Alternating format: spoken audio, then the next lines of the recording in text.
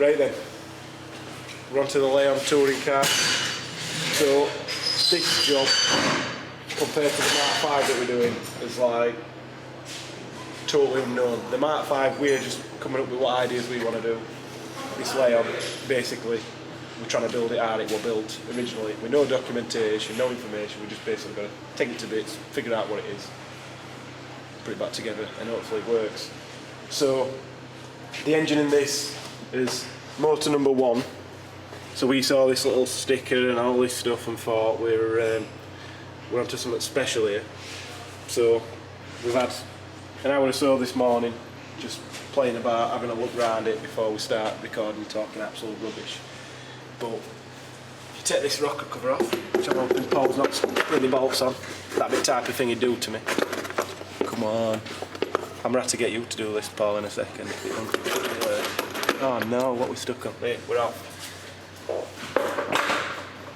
So we've had a look. These injectors, you probably can't see it because they're a bit worn. As far as we can tell, they're just a standard PD130, PD150 unit. The head bolts, I don't know if you can see that as well, standard grade 10.9, so this is not even a PD150 motor. It's more than likely a PD130. So we're not going to use any of this stuff. We didn't really plan on using any of this stuff. We'll get on to what we were going to do. Well, the plan changed, but we'll get on to what we're going to do in a minute. But we're going to rip all this out and put something better in. But we want to have a look at what's being done. So this EGR delete here, we got a bit excited for, oh, I say I bought one of ours when I first started doing it. But no, the guy who owns it before made all this boost back up, so excitement of it. Wondering why there were holes drilled in here. It's got some foaming. They've been using screen wash bottle for the breather tank. Interesting enough. All the pipe work is all going to get rerouted. We're going to do things a bit different because none of this is original anyway, and the pipe work's a bit long, so we're going to swap that and have an inlet point in this way. So that means we have to take this inlet pipe off, so we whip this off, and there we go. There's all rubbish in there. I think, what did we find in it, Paul? Some nuts. Some nuts. We found some nuts in here, so I think a squirrel has been living in this at some point. So none of this is going to be retained. We wanted to keep it as original as we can, but at the same time we're going to have to rework some stuff. So the intercooler is here, little thing. All this is carbon fibre, by the way. So intercooler's there, we're going to retain that if we can and see how it fares. This is an inlet to an air filter. I don't know if you can see that, pull it down a little bit. Air filter in there anyway. And then this one is doing the radiator, that one's doing the radiator.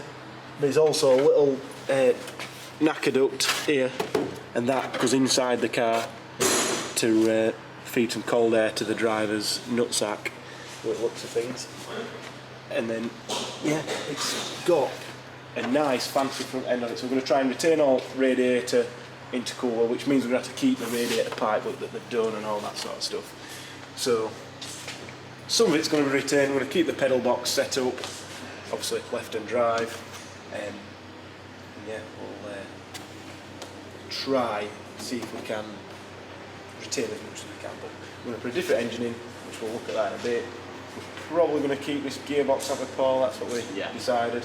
This is meant to be a works gearbox with probably a Ricardo diff or something like that in it. So we'll strip it down, have a look, obviously looking at all the stuff that's in all the bits and pieces. Want to make sure it's not got any weird stuff going on. So I think we'll get it up in air now and we'll have a look underneath basically.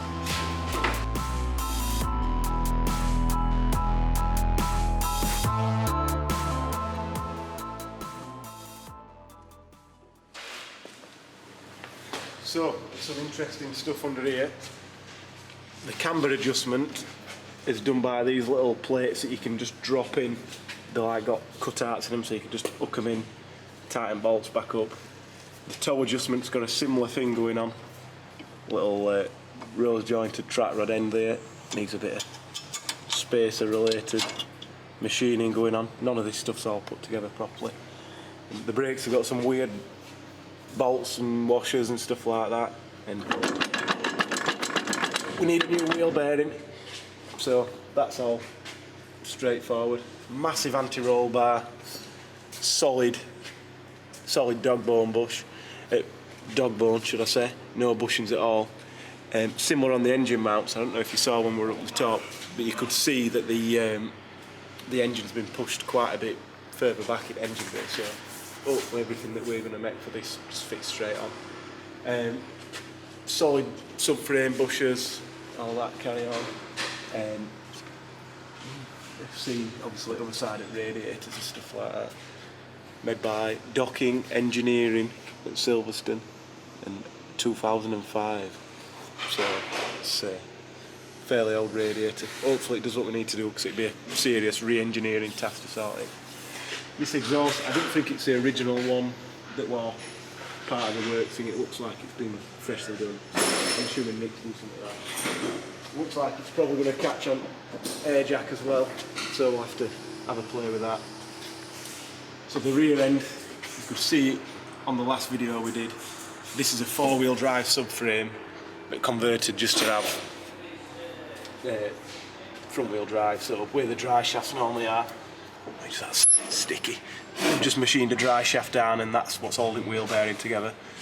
We've got AP racing brakes on rear as well. All this is custom and adjustable. All in shocks. Fancy anti-roll bar that's held on with some tiny little screws, if you can see there. Can't believe how tiny they are. And then the exhaust is just pointing straight at that bumper, so this is not the original rear bumper, so we're going to have to do some trimming and cutting and what have you. So, and these wheels are magnesium as well, so we've got 17 behind, we've got a couple of sets of them with the car. So it's not a complete car by any means. There's not really any pipe work to anything. Some springs are missing, sensors, and there's all sorts of stuff. No wiring in car either. Came with some motorsport loom, but I don't think that's for this car either. So basically, we'll go see what we've got and what we're going to use as a donor car for most of the standardish stuff, and then we'll have a look at what we're using as a donor car for the fancy stuff. So while we're doing that, Paul's going to start ripping this to bits and get this engine out. I did tell him that he might feature on this vlog, but I'll not get him to talk too much. It's not his strong point being on camera. So Paul's going to rip into this. We'll head over to SRS and see what he has for us anyway.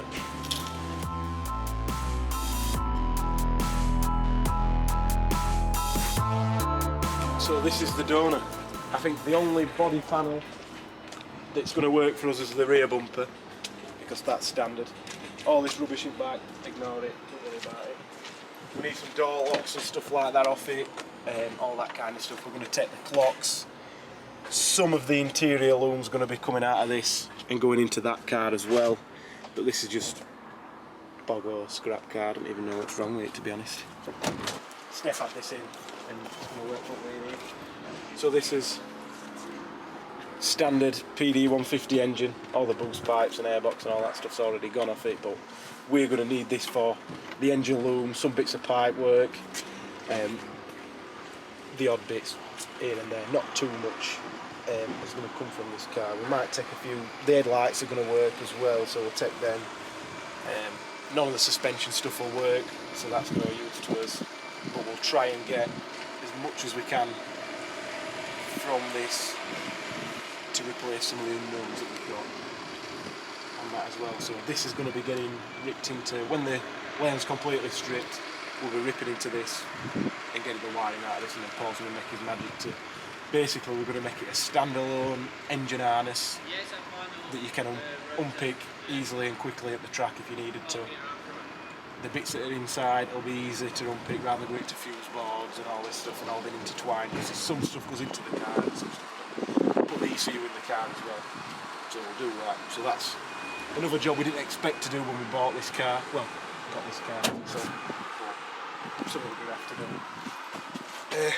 Yes, I think that's going to probably be it from this, but we'll get as much as we can as spares and then see what happens. So the third piece in this puzzle is over here.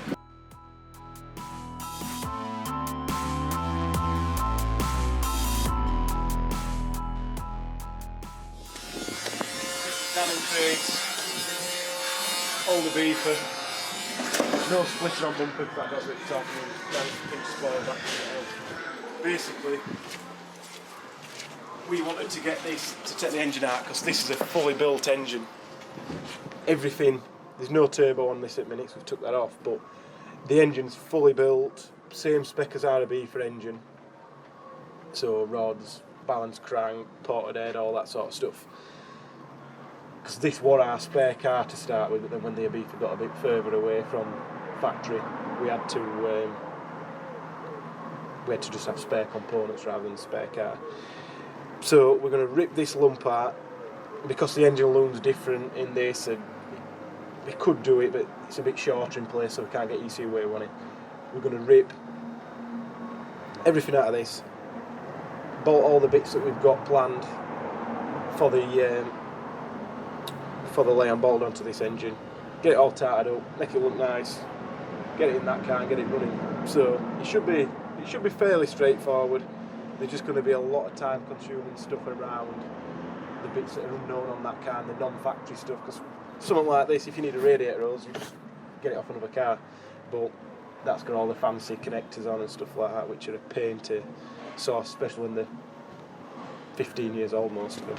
So we'll try and get a bit of videos of ripping this to bits and ripping that to bits and taking the stuff off the Leon, but most of it will be pretty boring. We'll try and record what we can and talk about what we can. So it's a mammoth task we've got ahead of us. We're not under any illusion it's going to be easy. So we'll get this in the workshop when we've got a couple of cars finished in there, and there's probably going to end up being all three of them together. We'll try and just rip this one to bits, get rid of it. We're going to scrap the shell, sell all the bits that we don't need off this, and we'll go from there. So hopefully that's not the end of this video, but if it is, like, share, subscribe.